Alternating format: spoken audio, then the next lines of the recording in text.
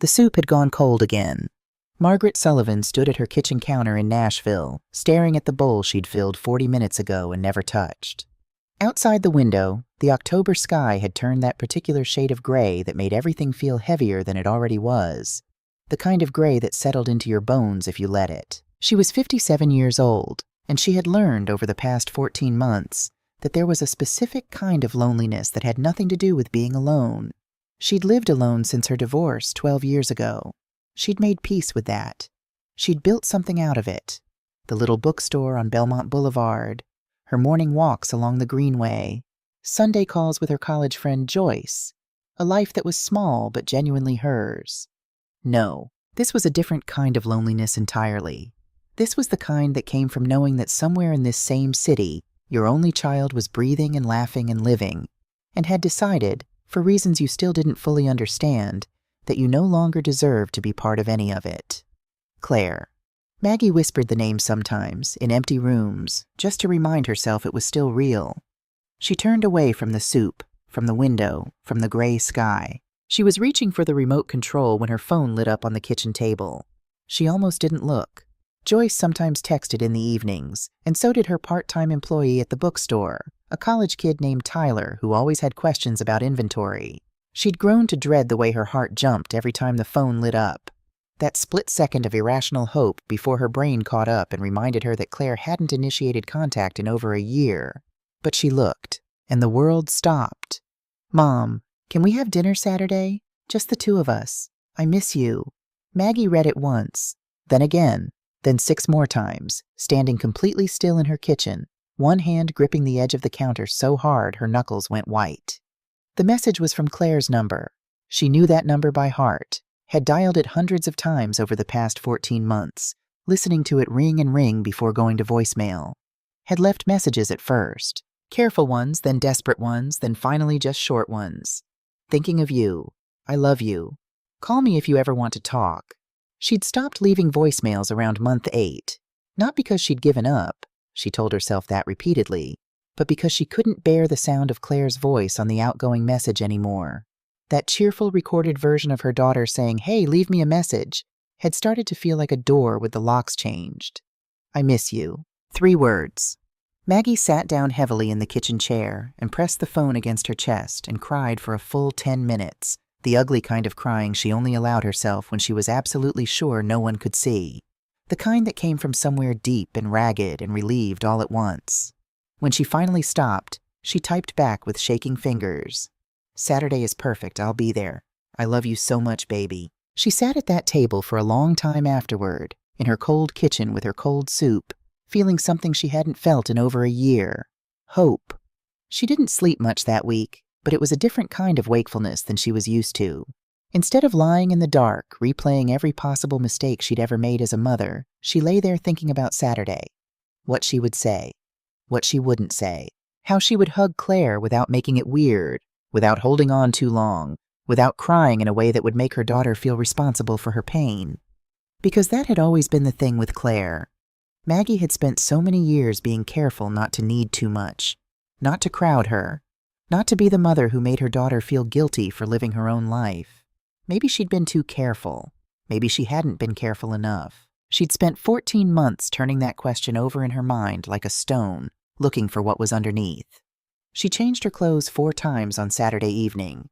She settled finally on the green dress, a wrap dress in a deep forest green that Claire had given her for her 55th birthday, the last birthday they'd celebrated together. They'd gone to a little Italian restaurant on Music Row, just the 2 of them, and split a bottle of Chianti and talked until the waitstaff started wiping down the tables around them. It was one of those evenings that felt golden even while it was happening, the kind you recognize in the moment as something you'll want to remember. That was 8 months before Derek. She put on mascara, a little blush. She looked at herself in the bathroom mirror and saw the evidence of the last year written plainly on her face. Deeper lines, a tiredness around the eyes that concealed didn't quite reach, and she thought, "It doesn't matter. She's not coming to see my face. She's coming to see me." She got in the car and drove to the gated community in Brentwood where Claire and Derek lived. It was a 40-minute drive, and she used every minute of it to rehearse her composure. Don't bring up Derek unless she does. Don't ask why. Don't make her feel interrogated. Just be her mother. Just be glad. The community's entrance gate required a visitor code. Claire had given her one 2 years ago, back when Maggie was still welcome. She typed it in and held her breath.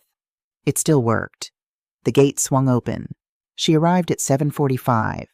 15 minutes early. She pulled up in front of the house and put the car in park and sat there, looking. The house was a handsome colonial on a cul-de-sac. 4 bedrooms, 2-car garage, the kind of house that looked like success from the outside. Maggie had helped Claire with the down payment, a fact she'd never once mentioned and never intended to, because it wasn't a favor she wanted held over anyone, especially not her daughter. It was just what you did when you loved someone and you had the means to help. But something looked different tonight. The flower beds along the front walk had always been one of Claire's small joys.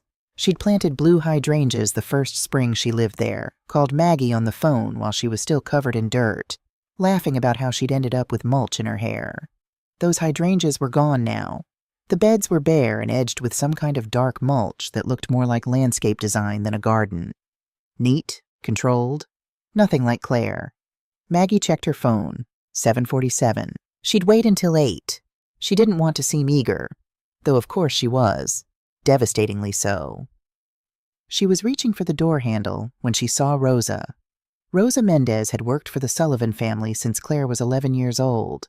Maggie had hired her originally to help with the house and with Claire after the divorce, when Maggie went back to work full-time and couldn't be home when Claire got off the school bus. Rosa had stayed, through Claire's adolescence and teenage years and college, through the bookstore taking off, and Maggie finally feeling like she could breathe again.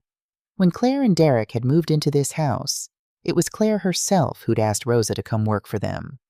"She's family, Mom. I want her with me." Maggie saw her before Rosa saw her, running across the front lawn in the half-dark, not the purposeful walk of someone doing an errand, but the urgent, darting movement of someone who needed to get somewhere before something happened. She was looking back over her shoulder at the house. She reached Maggie's car door and knocked on the glass with her knuckle, eyes wide, breath short.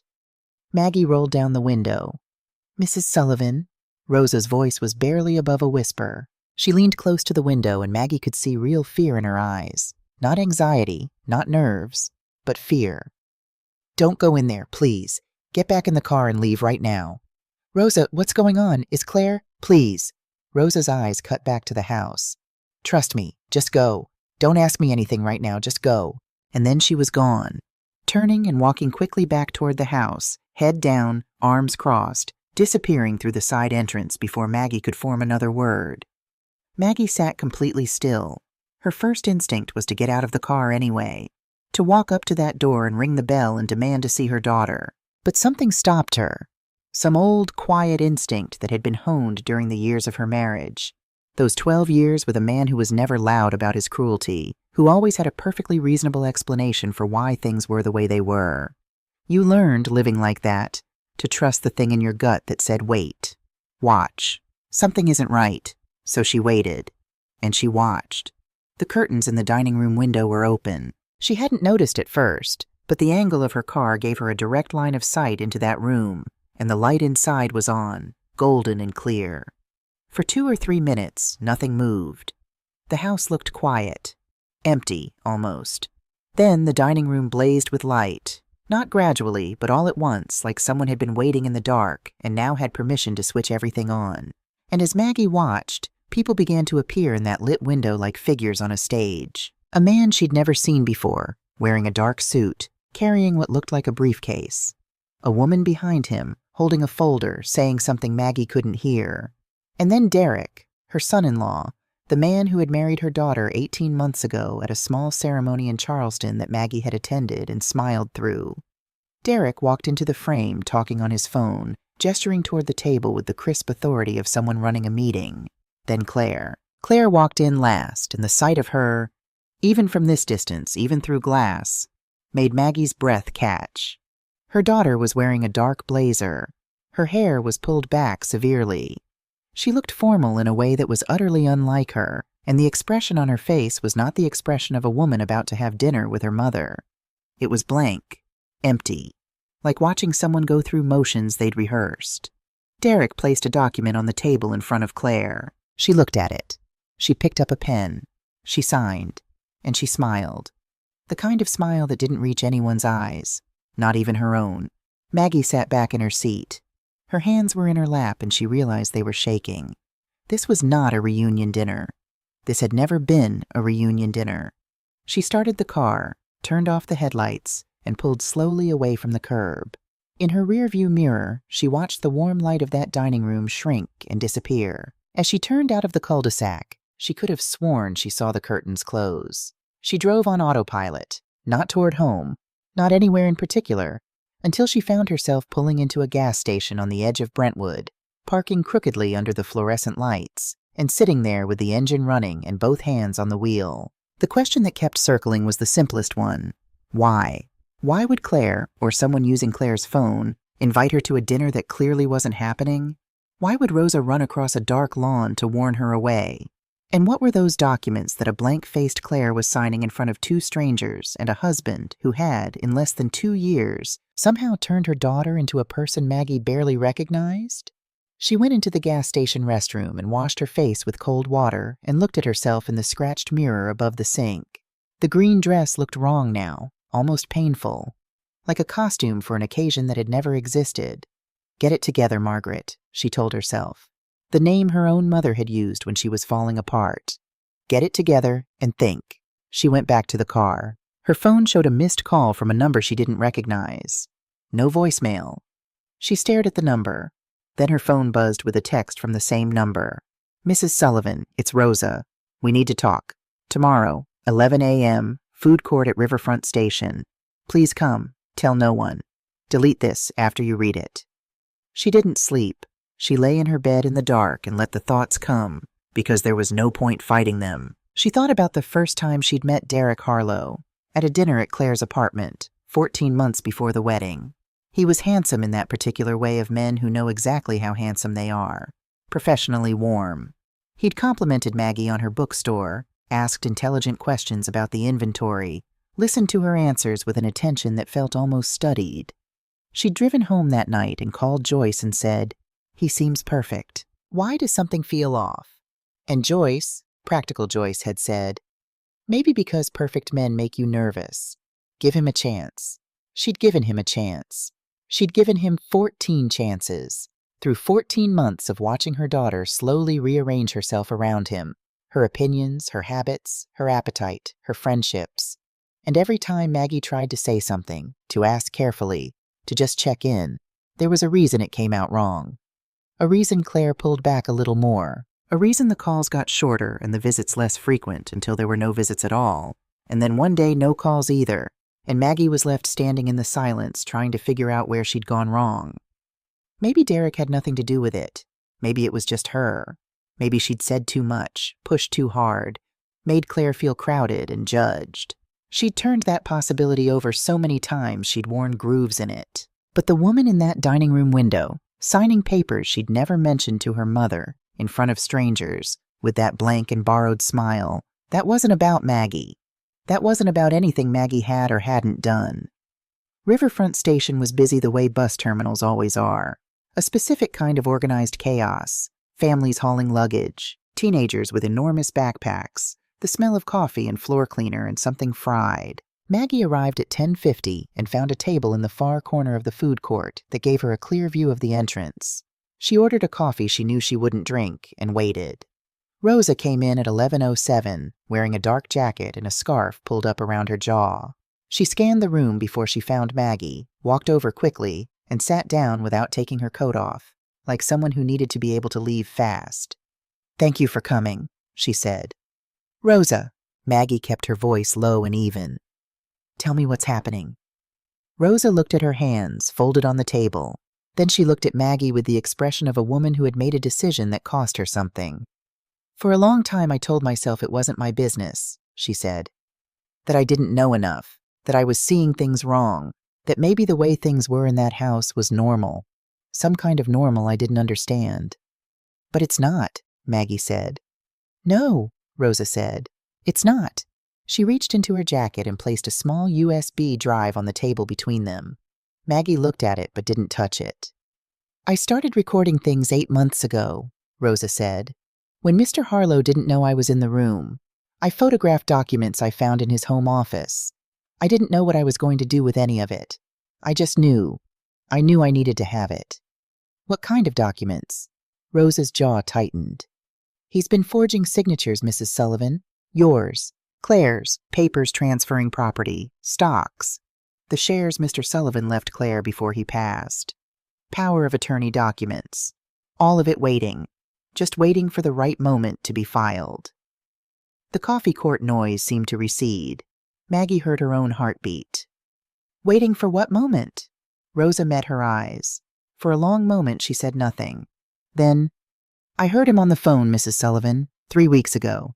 He didn't know I was in the hallway. He was talking about the dinner, about Saturday. He said, she stopped, pressed her lips together. He said, after Saturday, everything transfers automatically. The old woman won't be a problem anymore. And then he talked about an accident, about the stairs, about how it would look like you'd had too much wine. The food court continued around them. A child dropped a tray somewhere and laughed. A departure was announced over the intercom. Margaret Sullivan sat perfectly still and understood that her son-in-law had invited her to dinner in order to kill her.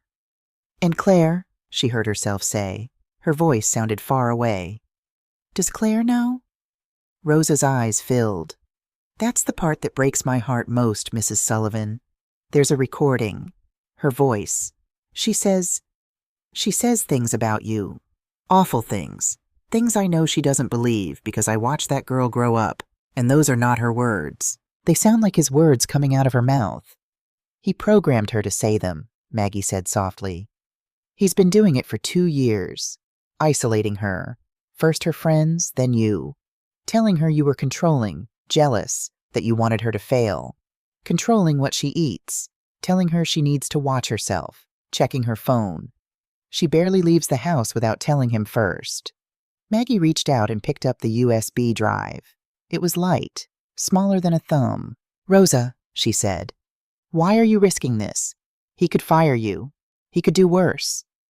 Rosa looked at her steadily. My sister, she said. She was in a marriage like this. We didn't understand what was happening until it was too late. I am not going to watch it happen again to a girl I helped raise. They sat in silence for a moment that felt long and necessary. What do I do? Maggie asked. Rosa reached into her jacket again and slid a piece of paper across the table. On it was a name, Patrick O'Brien, and a phone number Maggie already knew by heart. Call your lawyer, Rosa said. Don't go home. Don't use your regular phone to make the call. And Mrs. Sullivan, yes? Don't underestimate him. He is very smart, and he has been planning this for a long time. Outside Riverfront Station, the October sky had cleared to a cold blue. Maggie stood on the sidewalk holding the USB drive in her closed fist, watching taxis come and go, watching the ordinary world conduct its ordinary business. Somewhere in this city, her daughter was in a house with a man who had spent 2 years systematically erasing every person who loved her, and had now set his sights on something more permanent. And Claire didn't know, or if she did, she'd been made to believe she deserved it. Maggie thought of what Rosa had said. Those are not her words. She thought of the blank face in the window, the mechanical smile, the pen moving across a page. She thought of her daughter at 11 years old, showing her a drawing she'd made in art class, a watercolor of their backyard in autumn, the old maple tree going gold and red, and saying with complete, unself-conscious joy, Mom, I think I'm actually pretty good at this. She is still in there, Maggie thought. That girl is still in there. He hasn't gotten to all of her yet. She found a payphone, there were still 2 in the station, relics, and called Patrick O'Brien Collect. He answered on the second ring. Patrick, she said, it's Maggie. I need your help. I need it right now. And I can't explain everything on this phone, but I need you to trust me. A pause. Then Patrick's steady, 61-year-old voice, the voice of a man who had talked her through a brutal divorce and 3 years of custody complications, and her ex-husband's attempts to contest her mother's will. Tell me where you are. I'm on my way. She told him. She hung up.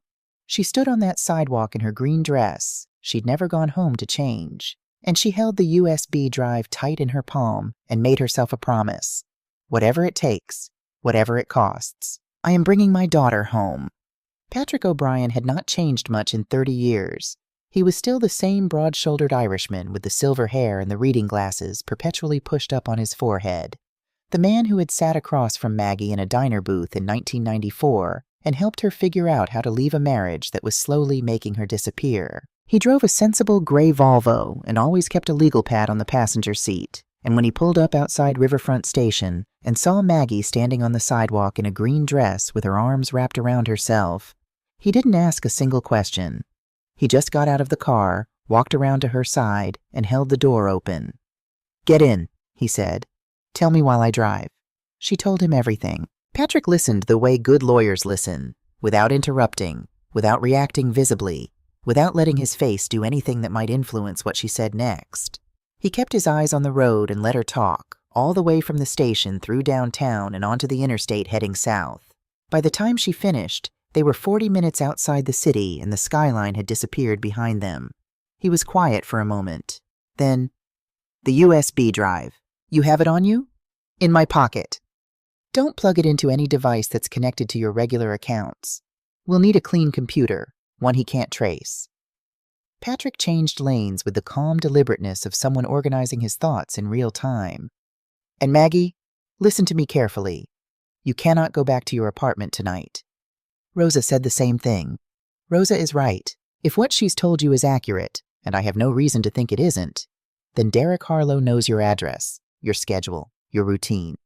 You showing up at that house tonight and then leaving without going inside, he's going to know something went wrong. And a man who's been planning this carefully doesn't improvise well when plans change. Maggie looked out the window at the dark fields passing. "So where do I go?" Patrick was quiet for a moment. Rosa mentioned a relative. "Someone outside the city?" She didn't say. "I'll call her. There's a prepaid phone in my glove compartment. Bought it last year for a case that required discretion. Use that from now on." He paused. "And Maggie, I need to ask you something before we go any further." "Ask?" "Claire, when you look at what you saw tonight, the woman in that window, the way Rosa describes her, do you believe she's complicit? Do you think she knows what Derek is planning?" The question hung in the cool air of the car. Maggie had been turning it over since the food court, pressing at it the way you press at a bruise to understand how deep it goes. "I think," she said slowly, "that she's been so thoroughly convinced that I'm the enemy that she might have agreed to things she didn't fully understand. I think Derek is smart enough never to use the word harm. He would have framed it differently, made it sound legal, made it sound like something she was owed." She paused. "But I don't think the woman who signed those papers last night is the same woman who raised blue hydrangeas and called me from the dirt to tell me she had mulch in her hair." Patrick nodded once. "Then we get her back first. Everything else follows from that." Eleanor Briggs lived in a white farmhouse 12 miles outside of Cookeville, Tennessee, at the end of a gravel road that wasn't on any map app Maggie had ever used. Rosa's cousin, though cousin seemed too small a word for the way Eleanor opened her front door at 9:30 in the evening and pulled Maggie into a hug without having met her before in her life. "Any friend of Rosa's," she said simply, and showed Maggie to a back bedroom with a white iron bed and curtains printed with small blue flowers. The room smelled like cedar and something faintly floral, like a drawer that had held lavender sachets for years. Eleanor was 72, small and sharp-eyed, with white hair pinned back and hands that showed decades of work. She made chamomile tea without asking if Maggie wanted any, set it on the nightstand, and sat in the ladder-back chair by the window with her own cup. "You don't have to tell me anything," she said. "Rosa told me enough. You're safe here. That's the whole of it. I don't know how long I'll need to—" "Stay as long as it takes." Eleanor looked at her steadily over the rim of her cup. "I know what it is to run from something that shouldn't have the power it has. I was married for 22 years to a man who could make me feel like I was losing my mind just by walking into a room." She said it without self-pity, as a plain fact. "When he passed, the first thing I felt was relief. And then I felt ashamed of the relief. And then eventually I stopped feeling ashamed." Maggie wrapped both hands around her teacup. "How long did that take?" "Longer than it should have." Eleanor stood. "Get some rest. Things look different in the morning. Not better necessarily, but different. And different is something to work with." She didn't rest. Not really. She sat on the edge of the iron bed and opened her borrowed laptop. Patrick had sent one with Eleanor via a courier service, already wiped and set up with a fresh account. And she plugged in Rosa's USB drive and began to go through what was on it. It took 3 hours. When she was done, she sat very still for a long time with her hands folded in her lap and the screen glowing in the dark room. Derek had been thorough. Methodically, patiently, over the course of nearly 2 years, he had constructed a legal framework designed to transfer everything: Maggie's half-ownership of the Brentwood house, the investment portfolio her ex-husband had left for Claire when he passed, a life insurance policy, 2 savings accounts, into a structure that he controlled through Claire. And in the event of Maggie's death before the transfer was formalized, a forged will directed everything to Claire immediately and unconditionally. The forgeries were good. Not perfect. Patrick would find the inconsistencies, she was sure of that, but good enough to survive a cursory examination. Good enough to hold up for the few weeks or months it would take to process an estate while everyone was still in shock. He'd been planning this since before the wedding, but it was the audio files that undid her. There were 11 of them. Rosa had recorded conversations through a small device she'd tucked behind a book on the kitchen shelf, and the quality was imperfect. Ambient noise, the muffled quality of voices in an adjacent room. But clear enough. Derek's voice was the same in private as it was in public. That was perhaps the most chilling thing. She'd half expected to hear something monstrous, something that would confirm the villain she was assembling in her mind. Instead, she heard that same measured, reasonable tone, explaining things to Claire the way you might explain things to someone who was very young or very slow. Your mother has never respected your autonomy, babe. You know that. Everything she's ever done has been about keeping you dependent on her. And then Claire's voice, quiet, agreeable, like someone reciting. I know, you're right. The dinner is just to help things move forward legally. She won't even know what she's signing. It'll all be over quickly. A pause, then Claire. And then it's just us? Then it's just us. Maggie closed the laptop. She sat in Eleanor's back bedroom and breathed through what that felt like. Her daughter, her Claire, saying, and then it's just us about a plan that ended with Maggie Sullivan dead at the bottom of a staircase. But then she opened the laptop again and listened to the last recording Rosa had flagged. It was different from the others, shorter, and the background noise suggested Claire was alone, maybe in the bedroom, talking to someone on the phone. Her voice was different, too. The mechanical quality was gone. She sounded tired, raw, like herself. I don't know, Becca. I miss her. I know Derek says she's toxic, but I keep thinking about the green dress. She wore it to my graduation and she was so proud and a muffled response. Then Claire again, quieter. I tried to call her last week. I deleted it before it went through. Derek says if I reach out first, it just reinforces her behavior, that she needs to understand there are consequences. But another pause. Never mind. Forget I said anything. He's right. He's always right. The recording ended. Maggie sat in the dark for a very long time. Outside, a barn owl called from somewhere in the fields, and Eleanor's farmhouse settled around her with small creaking sounds, and the night was very quiet and very cold. She tried to call me, Maggie thought. She tried to call me, and she deleted it because he told her to. 14 months of silence, and somewhere inside it, Claire had reached for the phone. I'm coming, baby, she thought. Just hold on. Patrick arrived the next morning with a legal pad, a thermos of coffee, and a woman named Dr. Diane Foster. Diane was 45, compact and direct, with close-cropped natural hair and the particular stillness of someone who spent her professional life sitting with people in crisis. She specialized in psychological abuse within intimate partnerships, had testified as an expert witness in dozens of cases, and, as Patrick explained in the driveway while Eleanor tactfully found reasons to stay in the kitchen, had agreed to help not because the case was simple, but because it wasn't. These situations are genuinely dangerous, Diane said without preamble, once they were all seated at Eleanor's kitchen table. The abuser has usually spent considerable time constructing a narrative that positions them as the protector. Any attempt to remove the victim can be framed and will be framed as an attack. Claire will almost certainly defend him when we first approach. That's not betrayal. That's the mechanism.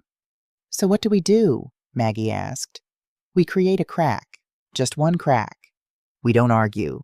We don't present evidence like a prosecution. We ask questions and we let her answer them honestly, Probably for the first time in a very long time.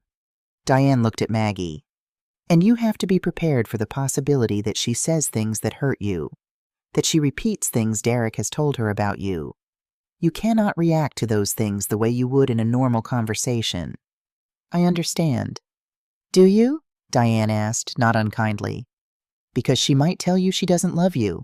She might tell you you've ruined her life. And in that room, in that moment, you have to hear it and stay steady, because she needs to see that you are not what he told her you were. Maggie looked at her steadily. I survived 12 years of marriage to a man who was very good at making me feel like the problem. I know how to be steady. Diane held her gaze for a moment, then nodded once with what looked like respect. Good, she said. Then let's talk about the plan. Rosa's message came on a Wednesday morning, 9 days after Maggie had driven away from that lit window on Elm Drive. He's going to Chicago. Business. Flight at 8:45 a.m. Thursday. Back no earlier than 7 p.m. She'll be home alone. Patrick had already been in quiet contact with a federal investigator, a former colleague with no ties to Nashville's local precinct, which mattered, because Rosa had been careful to warn them that Derek had relationships with people on the local force. He talks about it openly, she'd written. He thinks it's impressive. The plan was straightforward in the way that only plans made by people who've thought about everything can be. Rosa would let them in through the kitchen door at 2 in the afternoon. Diane would lead the initial approach. Patrick would have the document copies. Maggie would follow Diane's cues and say only what Diane signaled was appropriate. And if she doesn't want to come? Maggie had asked the night before. She doesn't have to come, Diane had said. Our goal isn't to remove her by force. Our goal is to create enough of an opening that she can hear herself think. The rest is up to her.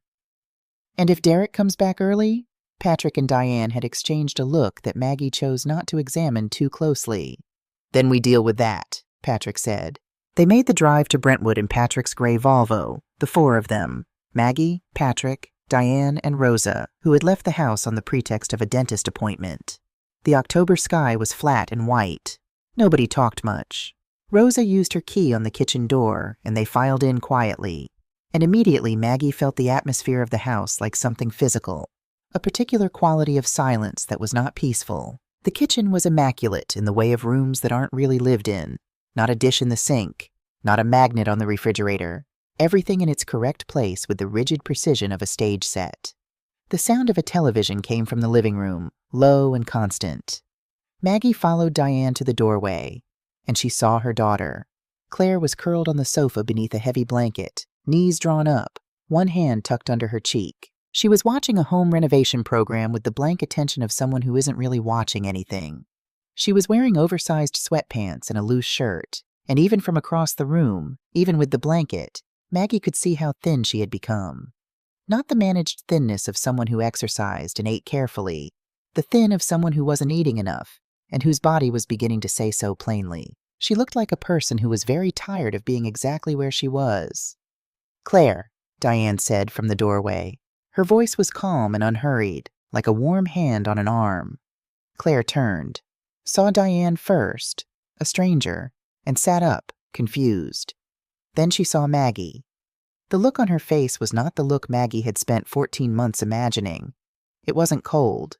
It wasn't angry. For one unguarded moment, before every trained response kicked in, it was the look of someone who had been lost and had just seen something familiar on the horizon. Then the defenses came up. Maggie watched them arrive, one by one, like shutters closing. "Mom!" Claire got to her feet, the blanket falling. "What are you doing here?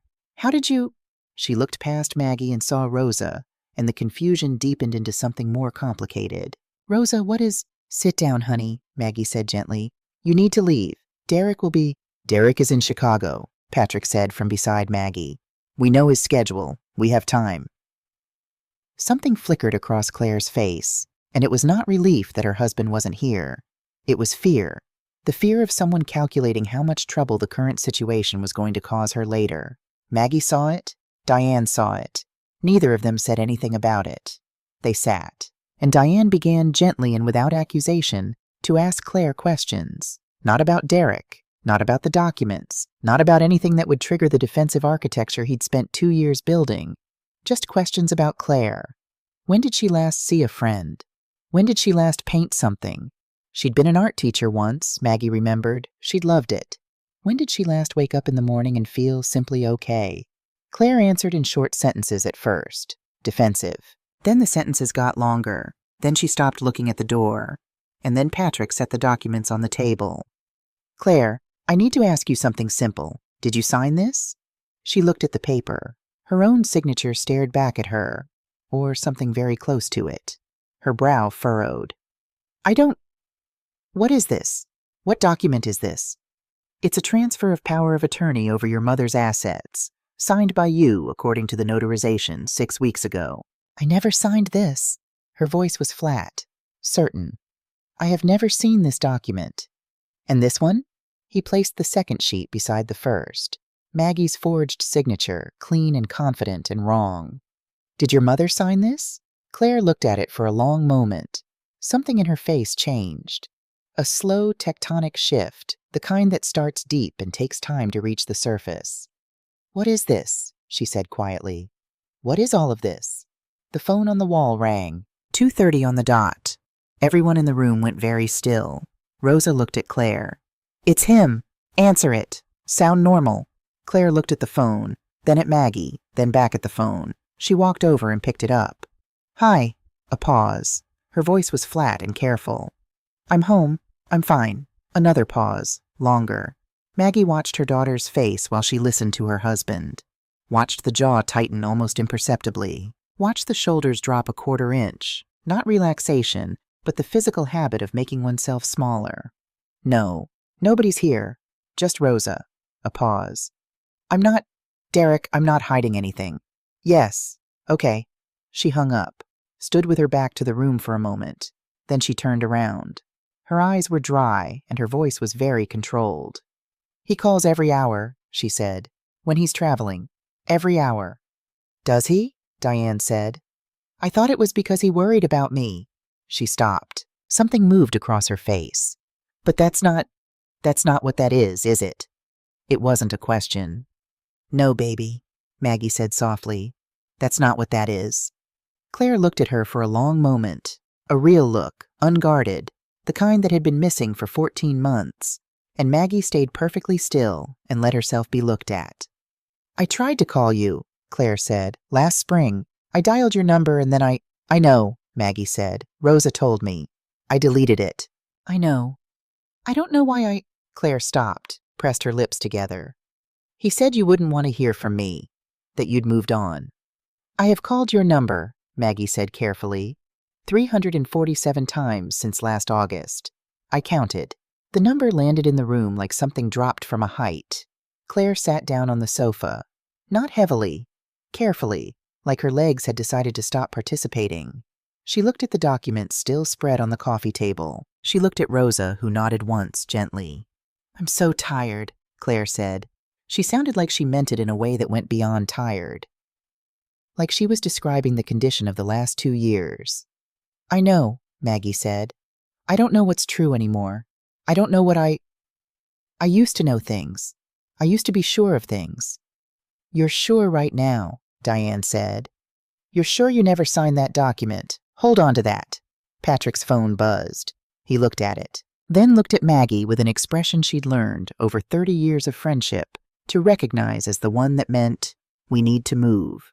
He showed her the screen, a text from his airport contact. Harlow on 3:20 flight, early departure. ETA your area by 5:30. They had less than 3 hours. Maggie looked at her daughter.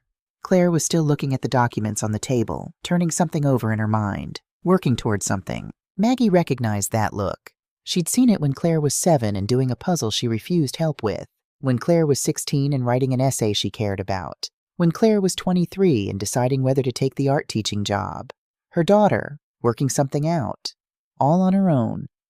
Claire, Maggie said, you don't have to decide everything right now. You don't have to decide anything forever.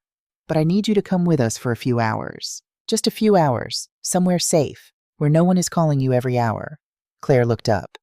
And if I come, she stopped, started again. If I come, I'm not saying he's a bad person. I'm not saying anything yet. You're just coming for a few hours, Diane said. That's all. Claire sat with that for a moment. Then she stood up, straightened her spine in a way that reminded Maggie, painfully, beautifully, of the person she'd been before all of this, and said, "Let me get my coat." The drive out of Brentwood was the most nerve-wracking 20 minutes of Maggie's life, and she had experienced some difficult 20 minutes. Patrick drove at exactly the speed limit. Rosa sat in the back with Claire, not talking, just present. Diane sat in the front and kept her eyes forward. Claire's phone, returned to her by Rosa, rang once. Derek's name lit up the screen. She stared at it, let it ring. Then, with a deliberateness that looked like it cost her something, she turned the phone face down on her knee. The gate at the community exit swung open at Patrick's key card. They turned onto the main road. The houses and manicured lawns fell away behind them, replaced by highway and open sky. After 5 minutes of silence, Maggie felt something brush her hand. She looked down. Claire's fingers, tentative at first, then firmer, wrapping around hers. Neither of them spoke. There was nothing to say yet that wouldn't crack something open before they were ready. But Maggie held on, and Claire held on, and the car moved forward into the wide, pale afternoon. Patrick's cabin at Lake Cumberland was the kind of place that existed in a different relationship with time than the rest of the world. It sat at the end of a long gravel drive, surrounded by old oaks that had been dropping leaves since before any of them were born. The lake was visible from the back porch, dark and still in the October evening, holding the last light of the sky on its surface like something it had been asked to keep safe. Inside, the furniture was worn in the way of things that have been genuinely used, and there were fishing rods in the corner, and paperback novels stacked on the windowsill, and a cast-iron skillet hanging above the stove that had clearly cooked 10,000 meals. It was, Maggie thought, exactly the kind of place where a person could remember who they were. Eleanor had sent them with a cooler of food, sandwiches, fruit, a container of homemade soup that she'd pressed into Patrick's arms with the authority of someone who knew that people in crisis forget to eat. Patrick carried it inside and went directly to the kitchen. Diane settled Claire on the sofa near the wood stove and got a fire going with the efficiency of someone who'd done it many times. Rosa sat quietly in the armchair nearest the door, her hands folded, watching Claire the way she'd been watching her for 2 years, carefully, with love that had nowhere useful to go until now. Claire sat with a blanket around her shoulders and looked at the fire. She hadn't spoken much on the drive, hadn't spoken much since they arrived. Maggie had learned, in the hours since the living room on Elm Drive, to read the quality of her daughter's silences. And this one wasn't the careful, managed silence of someone monitoring themselves for Derek's approval. This was the silence of someone processing at a depth that required all available resources. Maggie left her to it.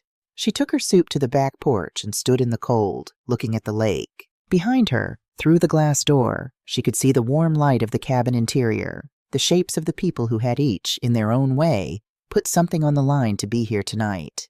Patrick, who had dropped everything and driven to a bus station on a Saturday evening because she'd called and said she needed him. Diane, who had agreed to help a stranger on the basis of a phone call and a stack of documents. Rosa, who had spent 8 months recording conversations in a house where she was afraid of the man who signed her paychecks, who had run across a dark lawn to stop Maggie from walking into something she didn't understand. And somewhere inside that cabin, her daughter. She heard the door open behind her. Claire came out onto the porch, blanket still wrapped around her shoulders, and stood beside Maggie without asking permission or apologizing for the interruption. She looked at the lake. Maggie looked at the lake. The water was very quiet. "I used to paint water," Claire said after a while. "Watercolor. I was never very good at the water itself, but I liked trying." "You were better than you thought," Maggie said. "Derek said watercolor was a hobby, not a career. He said I should focus on things with a future." Maggie said nothing. She had learned tonight that the most useful thing she could do was leave spaces open. "I stopped painting about 18 months ago," Claire continued. "He didn't ask me to stop. He never actually asked me to stop doing anything. He just made me feel like the things I wanted were a little bit embarrassing, a little bit naive, like I was a child who still believed in things that grown-ups had moved past." "What things?" Claire was quiet for a moment. "Painting, teaching, calling you." She said the last one carefully, like testing the weight of it. "He said you and I had a codependent dynamic, that I used you as an emotional crutch, and it was preventing me from growing up. He said the kindest thing I could do for both of us was to create distance and let us both develop healthier relationships." And that sounded reasonable, Maggie said. Not a judgment, a recognition. It sounded exactly reasonable. That's the thing I keep turning over. Claire pulled the blanket tighter. He never said anything that sounded crazy. It all sounded measured, thoughtful, like he was seeing something I was too close to see. That's how it works. I know that now. A pause. I think I've known something was wrong for a long time, but knowing something is wrong and being able to act on it they're not the same thing. You get so deep inside it that the wrongness starts to feel like the air, like that's just what breathing is. Maggie looked at her daughter's profile in the dark. The sharp cheekbone, the jaw that had always been strong, the set of her mouth that Maggie had loved since the first moment she saw it. Can I ask you something? Maggie said. Yes. The recording. Rosa played me one where you talked about me, said things about me that... She stopped, breathed. I need to know if there was any part of you that believed them. Claire turned to look at her. Her eyes in the dark were very steady. No, she said. Not one word. I said them because it was easier than the alternative. Because when I disagreed with his version of things, he didn't yell or threaten. He just got very quiet and very patient and explained again more carefully why I was wrong. And it was easier to just agree. It was so much easier to just agree. I know, Maggie said. I know you know. They stood in the dark for a while longer, breathing the cold lake air. Then Claire said very quietly, I missed you every single day. Maggie put her arm around her daughter's shoulders and felt how thin she was, felt the fragility of her, felt also the unmistakable fact of her, solid and alive and here. I missed you every single day too, baby. They stood like that for a long time, and the lake held the light, and the cabin was warm behind them. It was Diane who first heard the car. She'd been up at 2 a.m, couldn't sleep, was reviewing notes at the kitchen table, when she heard the sound of tires on gravel, not the tentative crunch of someone turning around by mistake, the deliberate approach of someone who knew where they were going.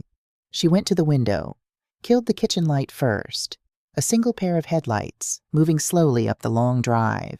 She was at the hallway in 3 steps, knocking quietly on Patrick's door. Maggie woke to Patrick's hand on her shoulder, his voice low and urgent. Get up. He's here. For a moment she didn't understand. Then she did, all at once. The car on the gravel, the darkness, the way Patrick was already dressed, the look on his face. How? I don't know yet. Get to Claire's room. She went. Claire's door was at the end of the hall, and she opened it quietly. Claire was awake, had apparently been awake. She was sitting up in bed with her knees drawn to her chest and her eyes wide, and when Maggie came in, she said, I heard the car. Yes. It's Derek. Not a question. We don't know. It's Derek. Claire's voice was certain in the way that came from 2 years of learning someone's rhythms, someone's patterns, someone's particular brand of inevitability. He always finds me. I don't know how. He always does. From the front of the cabin, they heard the knock. 3 times, measured. Not a fist. A knuckle. The knock of someone who had decided how this was going to go. Patrick opened the door. Derek Harlow stood on the porch in a dark coat, his hair neat despite the hour, his face arranged in an expression of controlled concern. Behind him, the October night was very dark and very quiet. The headlights of his rental car threw long shadows across the gravel drive. Patrick, he said. The warmth in his voice was perfectly calibrated. Not too much, not too little.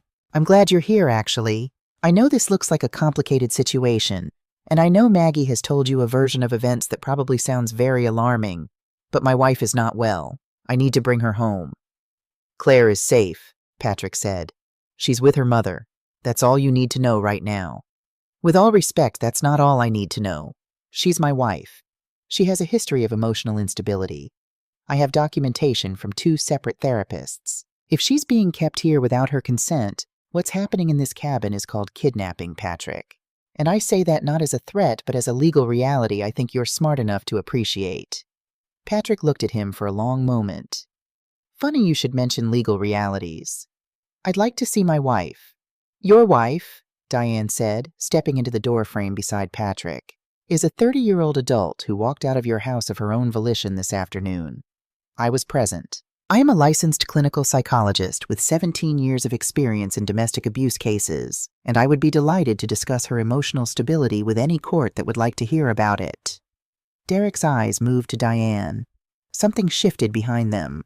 A quick recalculation, invisible to anyone who wasn't watching closely.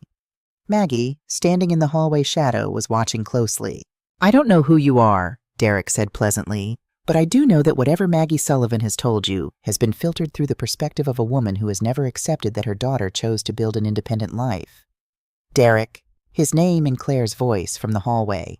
Every head turned. Claire had come out of the bedroom. She was still in her sweatpants, no shoes, the blanket from the bed clutched around her shoulders. She looked in the doorway light, very young and very thin, and absolutely determined. Derek's face did something complicated. The concern reasserted itself. Louder now, more demonstrative. Baby, thank God. Are you okay? Did they hurt? Nobody hurt me, Claire said. Stop. He stopped, waited. Maggie watched him shift tactics in real time. The frantic husband softening back into the patient one, the one who could wait, the one who always won by waiting. Let's go home, he said gently. We can talk about all of this at home. Whatever they've told you, whatever documents they've shown you, I can explain everything. You know me, Claire. You know me. I know you call me every hour, Claire said. When you're away. Every hour. Because I worry about... I know you deleted messages from my mother for over a year. I know you replied to her texts pretending to be me, to push her further away. Derek was very still. I know you told me she didn't want to hear from me, that she'd moved on. Claire's voice was steady, though Maggie could see her hands shaking where they gripped the blanket. She called my number 347 times, Derek. I know because she counted. Something moved across Derek's face. Not guilt, something colder. You're not well right now, he said. You're confused. These people have spent the day feeding you a narrative. Did you forge her signature? Silence. Did you forge my signature? More silence. The particular silence of a man who has always had an answer, deciding whether this is the moment to keep pretending. Claire, answer me. And he did something then that Maggie would think about for years afterward. He sighed. Not the sigh of someone caught, but the sigh of someone disappointed. As though Claire, by asking, had failed some test of loyalty he'd been administering all along. You're going to regret this, he said. Quietly, almost gently.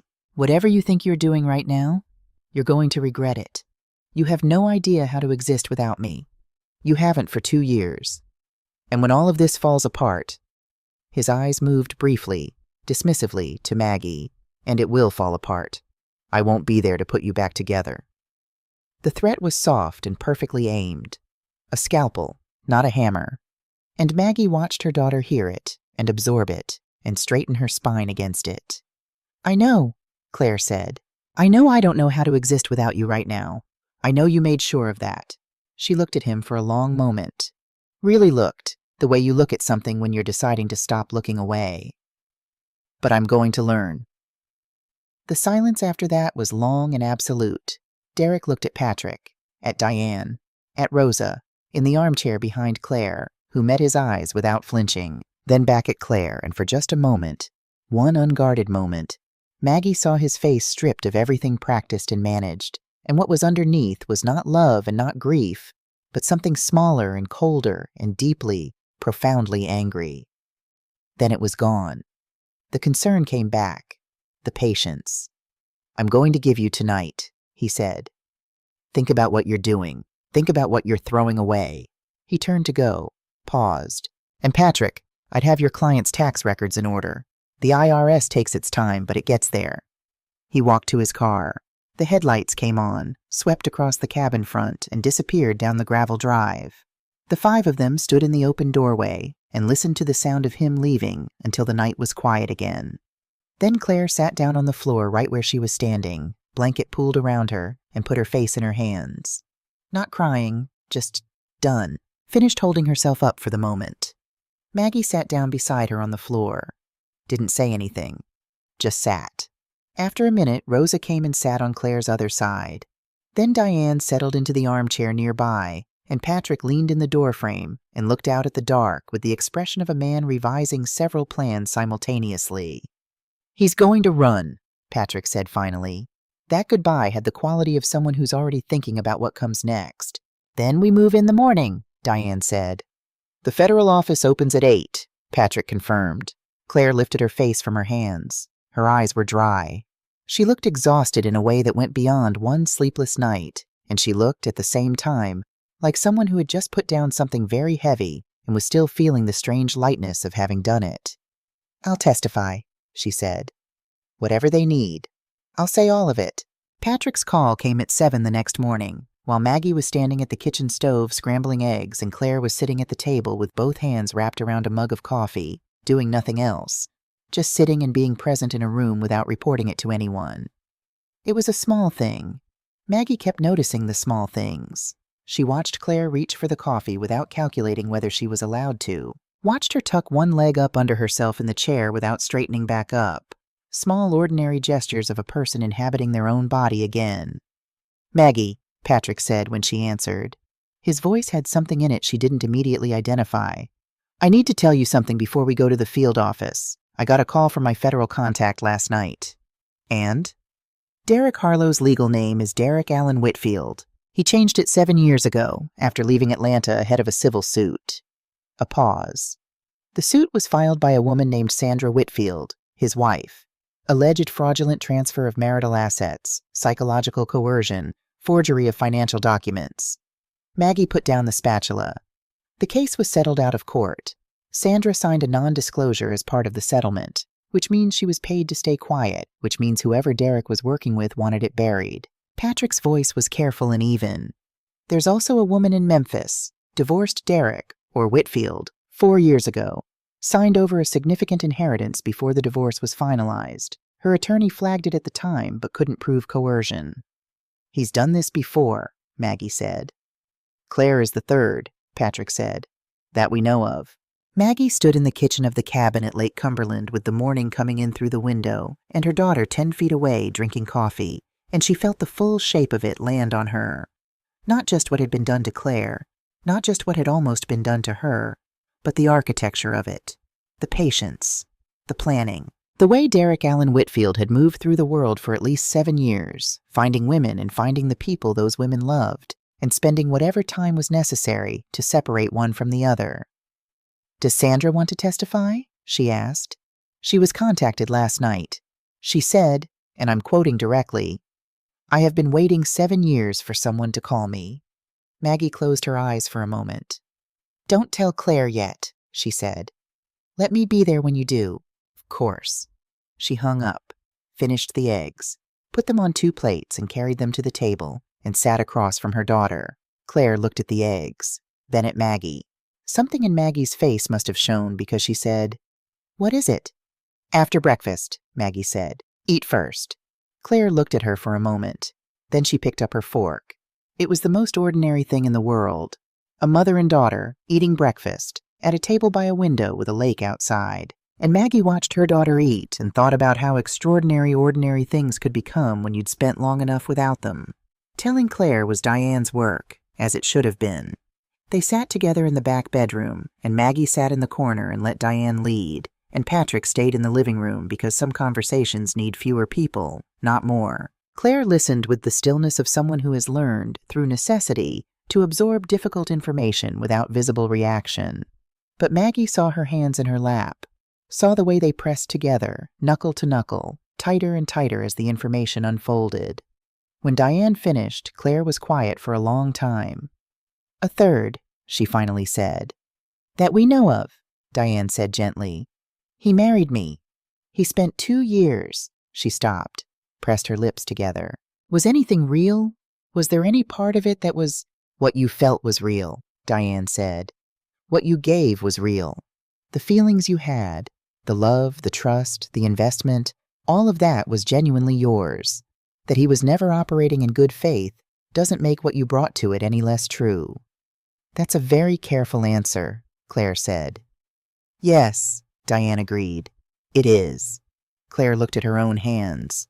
Then she looked up, not at Diane, but at Maggie in the corner. "He picked me because of you, she said. Didn't he? Because of the property, the stocks from Dad. That's what the evidence suggests, Maggie said carefully. He saw the asset and then he found me. Claire, I'm not spiraling, Mom. I'm just understanding it. She breathed slowly. I need to understand the shape of it before I can figure out where I stand in it. Maggie nodded. Let her. Okay, Claire said after a moment. Okay, then I need to be the one who ends it. The Nashville FBI field office was a building designed, it seemed, specifically to make people feel the seriousness of what happened inside it. Gray stone, minimal signage, the deliberate neutrality of federal architecture. Patrick held the door. Diane walked in beside Claire. Rosa waited in the car at Claire's request. I need you where I know you're safe, Claire had told her, and Rosa had nodded and not argued. Maggie walked in last. They sat in a waiting room with plastic chairs and bad lighting while Patrick spoke to someone at a desk. Claire sat beside Maggie with her hands folded and her back straight, and she was neither trembling nor performing composure. She was simply, quietly, ready. Are you scared? Maggie asked. Yes. Good, Maggie said. Scared is honest. Scared means you know what this is. Claire looked at her sideways. The corner of her mouth moved. Not quite a smile. Something better, actually. Something that was trying to become one. You know what I keep thinking about? Claire said. What? That green dress. You were wearing it when you came to the house on Saturday. She paused. I saw you from the upstairs window. For a second, before Rosa ran out, I saw you getting out of your car, and I thought... She stopped. What did you think? I thought she still has that dress. Maggie looked at her daughter. I almost came downstairs, Claire continued. I actually took 3 steps toward the door, and then Derek called up from the dining room that it was time, and She exhaled. 3 steps. You took 3 steps, Maggie said. It wasn't enough. It was the beginning. The beginning is always 3 steps. Patrick came back and said they were ready. The federal agent who took Claire's statement was a woman in her 40s named Special Agent Kathleen Morse. Direct, unhurried, with the particular authority of someone who has heard difficult things for a living and not been diminished by them. She shook Claire's hand and showed her to a chair and set a glass of water in front of her and said, Take your time. We're not in a hurry. Claire took a breath, and then she began. She spoke for 2 hours and 14 minutes. Maggie sat against the wall behind her daughter and listened to the entire 2 years of it laid out in order. The early months of careful isolation, the gradual erosion of friendships, the control of food and schedule and appearance, the management of her phone, the systematic reconstruction of her perception of her own mother, the documents she'd signed without understanding what they were, the moments she'd sensed something was wrong and been talked out of it, so consistently and so skillfully that she'd stopped noticing she was being talked out of things at all. She spoke about waking up at night in a house that felt like a held breath, about losing 22 pounds in 8 months because hunger felt like something she hadn't earned, about the particular exhaustion of monitoring your own words before you said them, every day, every conversation, every meal. She spoke about the recording, about saying those things about her mother, in the mechanical voice of someone who had been told what to believe. She turned in her chair when she said that part and looked at Maggie directly. I need you to know I never believed a single word of it. Maggie pressed her lips together and nodded. She didn't trust herself to speak. When Agent Morse asked Claire why she'd decided to come forward, knowing what the process would involve, knowing Derek's connections, knowing the difficulty of what came next, Claire was quiet for a moment. She looked toward the wall, then toward her hands, then at Maggie. Because I have someone worth fighting for, she said. And I spent 2 years being convinced I didn't. Derek Allen Whitfield, Derek Harlow, was arrested at 4:17 that afternoon at a hotel in downtown Nashville, where he had checked in that morning under a variation of his original name. His luggage contained a laptop with banking applications open to accounts in the Cayman Islands. His phone showed 3 calls to a private airstrip in Smyrna. He was, as Patrick had predicted, already leaving. Sandra Whitfield in Atlanta was notified by phone.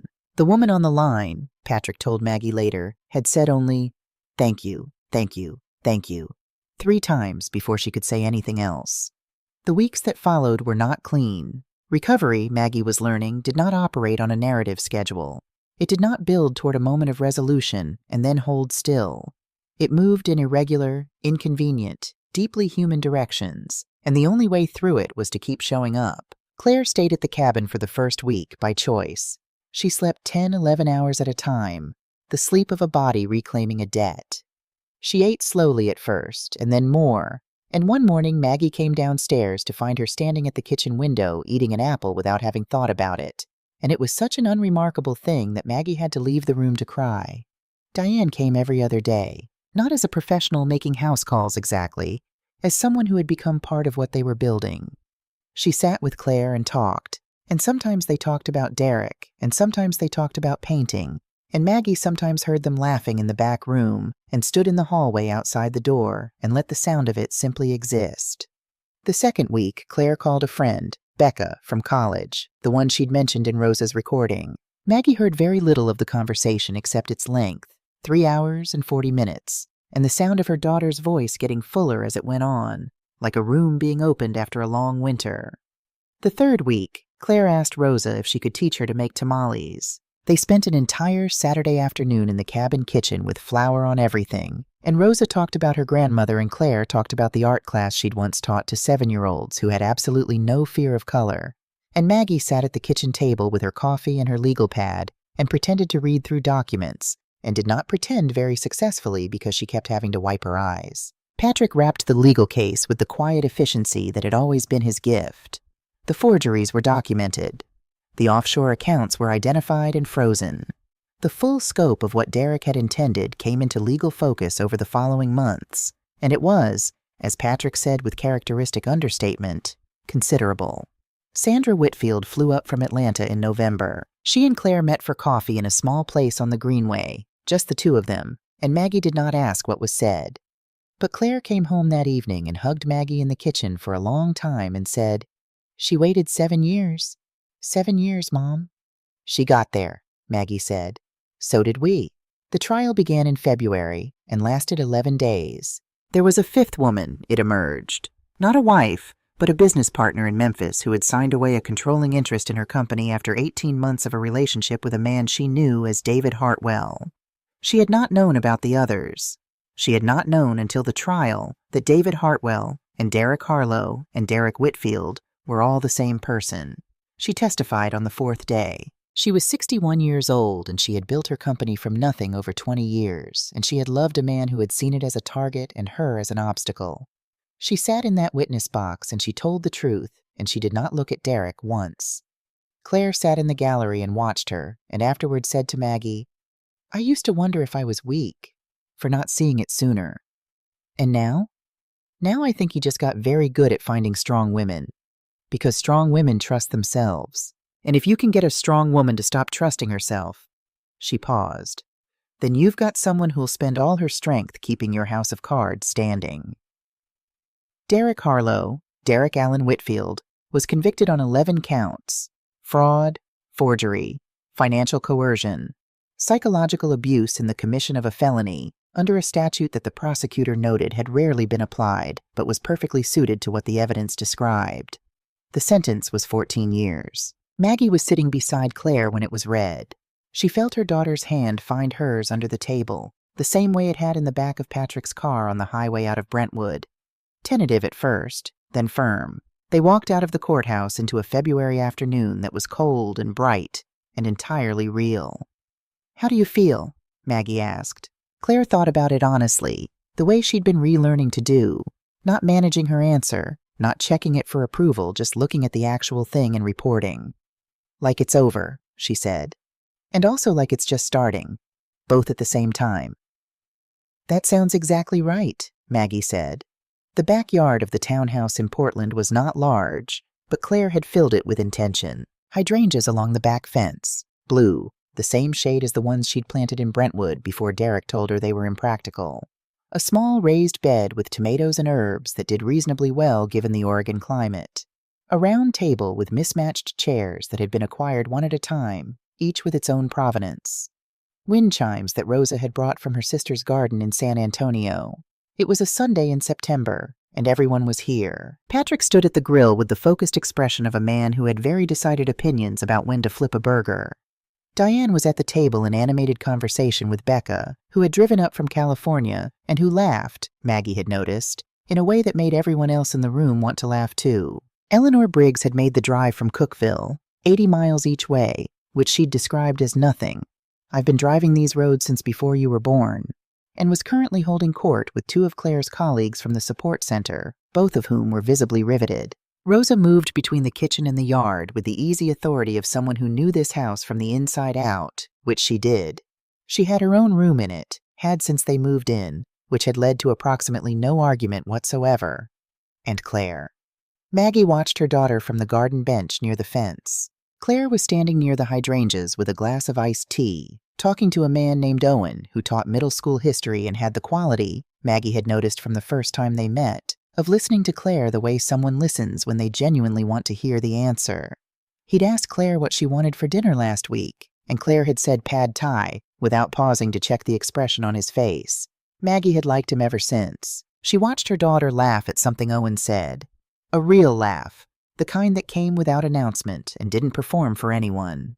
She watched Claire put her hand on his arm and say something back, and watched him smile at her in the way of someone who found her specifically genuinely delightful. She felt a hand on her shoulder.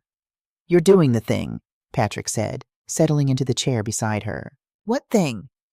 "The thing where you watch everyone like you're memorizing them." "Is that a bad thing?" "No," he said. "It's a Maggie thing." They sat together for a while in the warm afternoon, watching the yard fill with the comfortable noise of people who had chosen each other. Maggie thought about the green dress, still hanging in her closet in Portland. She couldn't quite part with it, and she wasn't sure she wanted to. She thought about Eleanor's back bedroom with the blue flower curtains, and a bus terminal food court, and a small USB drive that had fit in the palm of her hand and contained enough truth to change the shape of things. She thought about Rosa, running across a dark lawn. "Patrick," she said. Thank you, for the Volvo, for coming." He looked at her sideways. "You called." "What else was I going to do?" Claire appeared at the bench, dropping down beside Maggie in one easy motion. The same way she'd been sitting beside her since she was 4 years old, without asking permission, with the absolute confidence of someone who knows they're wanted. "What are you two talking about?" "The Volvo," Maggie said. "Patrick's Volvo is a national treasure," Claire said solemnly. "It is," Patrick agreed. Claire rested her head on Maggie's shoulder. Maggie felt the warm, solid, improbable realness of her. 5 years ago, she had sat in a gas station parking lot in a green dress and held a piece of hope in her hands, and not known if it was real or a mirage. She knew now. "Mom," Claire said. I was thinking about painting again. Water, specifically. Watercolor." "You were always better at it than you thought," Maggie said. "You always said that." "Because it was always true." Claire was quiet for a moment. Around them, the party continued. Rosa's laugh, Eleanor's voice, the smell of something on the grill. The hydrangeas held the late afternoon light in their heavy heads. "I'm glad you wore the green dress," Claire said quietly. "I saw you from the upstairs window, you know, before Rosa ran out. I almost came downstairs." "I know," Maggie said. "You told me." "I should have." "You got there eventually." "We both did." Maggie pressed her lips to the top of her daughter's head, felt her breathe, held on without holding too tight, which was, she had always believed, the entire art of it. "That's what mothers do," she said. "We wear the dress. We park the car. We wait at the door. However long it takes. However long it takes." The sun moved slowly over the Portland rooftops. The hydrangeas were very blue, and the yard was full of people who had chosen, each in their own way and at some personal cost, to be exactly where they were. It was enough. It was, in fact, everything.